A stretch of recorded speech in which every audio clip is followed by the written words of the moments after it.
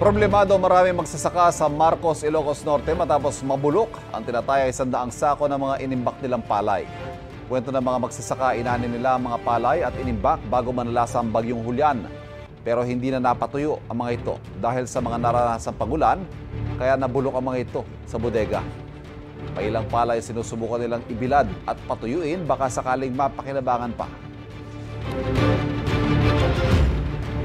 Nakaranas pa rin ng masamang panahon sa ilang lugar sa Mindanao. Ay ka.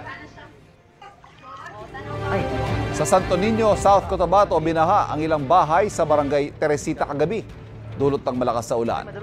Pinasok ng tubig ang ilang bahay. Kanya-kanyang salba ng gamit ang mga residente. Kahapon din sa Mlang, Cotabato, binaha rin ang ilang bahay sa barangay Sangat.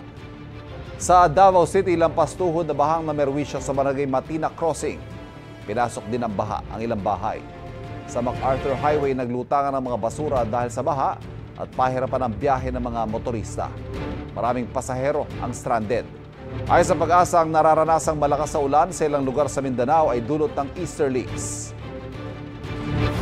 Kapuso, para laging una ka sa mga balita, bisitahin at mag-subscribe sa GMA Integrated News sa YouTube. Sa mga kapuso abroad, samahan nyo kami sa GMA Pinoy TV at sa www.gmanews.tv.